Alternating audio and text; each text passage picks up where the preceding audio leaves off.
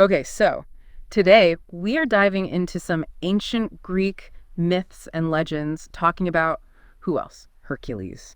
And we're going deep with this one, like really unpacking things. Yeah, we're getting into the inner struggle of Hercules, reflections on power, redemption, and regret, trying to see, the man behind the myth. Right, because I'm thinking most of us, Hercules, we're picturing the Disney movie, right? All muscles, kind of. Yeah, kind of simple. Exactly.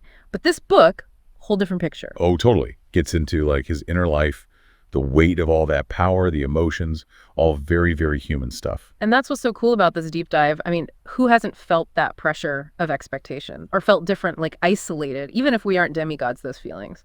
Super relatable. So, just so we're all on the same page, quick origin story recap, right?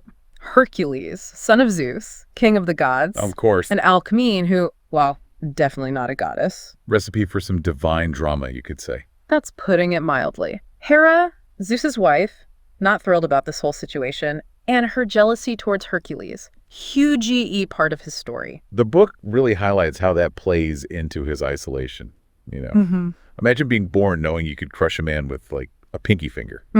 That's got to be hard to deal with. Right, forget family dinners. How do you even make friends with that kind of power? And the book, actually, it makes this great point about how much Hercules just wanted to be accepted. Which, again, I think a lot of us can relate to that, Yeah. Just wanting to fit in. Oh, absolutely. This idea of, like, otherness, being different. That's central to understanding Hercules, according to this book. It's not just about the superhuman stuff. It's about how he handled being different, which is, like I said, such a human thing. And then things get dark. Yeah. And I don't want to dwell on the details here, but Hera, she basically uses her, goddess powers to kind of make Hercules go temporarily insane. Right. And he kills his own family in this, like, fit of madness. Yeah, horrific act. And the book doesn't downplay that at all. Yeah. But the important thing here is what it represents. It's like this turning point. It's what kicks off his whole journey. Because those famous 12 labors, that wasn't about, like, seeking glory. It was about trying to make up for what he did. It was about atonement. Like, the book argues that Hercules was driven by this need to atone for what he did, right? To balance the scales after this horrible thing he did. And that desire to redeem himself. I mean, we've all been there. Maybe not on that scale, but still. Totally. We've all made mistakes, right? Wish we could take them back. So these labors, as impossible as they seem, they're his way of dealing with his past, trying to find some kind of peace. Which honestly makes him way more relatable than you'd think. Right, and that's where these labors come in, right? Yeah. The 12 labors. It's easy to think, oh, okay, just a bunch of, like, strength competitions. But the book, it's saying there was so much more than that. It was like this testing ground. Physically, yeah, but mentally and emotionally, too. He's facing his inner demons with every task. Right, because he's battling these monsters and stuff. We all know that part. But what I like is how this book shows how each labor, it's like it represents something going on inside Hercules, too. Yes. Exactly. Like, take the Nemean lion, his first labor, right? Yeah. It wasn't just about being strong enough to kill a lion. The book, it actually quotes this part where it describes the lion's hide as, and I quote, impervious to mortal weapons. Oh, wow. Okay, so your average club isn't going to cut it. Nope. Hercules, he has to use his brain, strategy. He has to dig deep and find this, like, inner strength he didn't even know he had. It's like that first step after something really hard happens, right? You're not even sure you can go on, but you find a way. And the book actually compares his willpower to a muscle. You got to test it, push it to the limit so it grows back stronger. Yeah, I like that. But it wasn't all like overcoming and victory, was it? I mean, the book talks about how those labors messed him up too, right? Yeah, it definitely wasn't like this straight shot to, like, I'm redeemed. There were setbacks, times when he just wanted to give it. The whole thing with the Stymphalian birds, that's a perfect example. Okay, those things sound intense. What were they again? So picture this, these huge, scary birds, right? But their beaks are made of metal, bronze, I think. And get this, their feathers, razor sharp. They can shoot them out like darts. Oh, no, thank you. I'd be out of there. No wonder Hercules almost lost it. And that's the point, right? The book is using this labor to show how Hercules is dealing with this, like, constant heavy guilt. He's exhausted, physically sure, but mostly emotionally.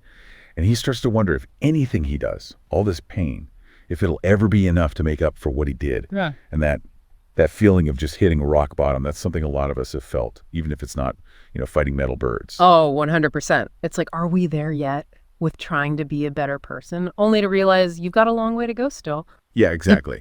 But here's the thing about this labor. Hercules, he doesn't give up. He's at his lowest point, ready to just be like, forget it. But he finds something inside himself, some way to keep going. And that, the book argues, that's where you really see his heroism. Not in the big flashy victories, but in those moments where you pick yourself up and just keep moving, even when it feels impossible. It's like we're always so focused on the destination, right? Right. But this book is saying, hey, the journey, the messy part, that's where the good stuff is. Totally. And that brings us to what the book calls the most important labor, capturing Cerberus. Okay, yeah, the three-headed dog guarding hell. Talk about a final boss. Right. But here's the thing. Hercules doesn't just overpower Cerberus. The book even says he goes into this one totally different. He, studies Cerberus, figures out its weaknesses, even shows it respect, which... Wow, okay, so not just brute force this time. Exactly. It's about understanding, not just dominance. The book says this labor shows how much Hercules has changed. He's not just strong, he's smart, compassionate. He can control himself, even in this crazy situation. Which, let's be real, that's a useful skill, even if we're not dealing with, mythical guard dogs every day. Tell me about it. Oh. And what's even cooler is that the book, it doesn't say going to Mount Olympus. That wasn't like a prize for finishing the labors. It was more like the gods recognizing what he went through. Like, we see you, Hercules. You've earned this. Exactly. And it says he finds a different kind of peace on Olympus, not about winning, but about accepting himself, the good and the bad. Which, honestly, way more powerful message than just, and they lived happily ever after. Right. The book, it leaves you with this idea.